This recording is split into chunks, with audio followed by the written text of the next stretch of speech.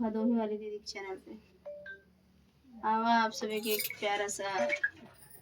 कजरी गीत यानी भोले बाबा के बोलबम गीत आवा था। बोलबम का नारा है गौरा पार्वती बड़ा दर्द होला नरमी कलाई में भांग के पिसाई में ना बड़ा दर्द होला नरमी कलाई में भांग के पिसाई में ना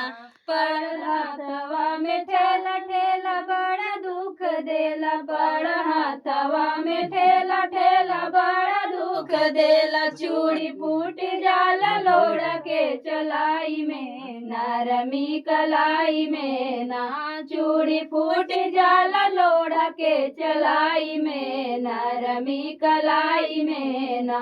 बड़ा दर्द होला नरमी कलाई में भांग के पिसाई में ना बड़ा दर्द होला नरमी कलाई में भांग के पिसाई में ना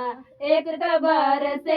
पानी दूजे टूट ही पलानी एक तबर से पानी दूजे टूट ही पलानी साड़ी भीग जाला भांग के पिसाई में नरमी कलाई में ना साड़ी भीग जाला भांग के पिसाई में नरमी कलाई में ना बड़ा दर्द होला नरमी कलाई में भांग के पिसाई में ना बड़ा दर्द होला नरमी कलाई में भांग के पिसाई में ना पानी करे झीर झीर रौरा करे लान धीर पानी करे झीर झीर रौरा करे लान धर दिन बीती जाला रौर सेवकाई में भांग के पिसाई में ना दिन बीती जाला रौर सेवकाई में भांग के पिसाई में ना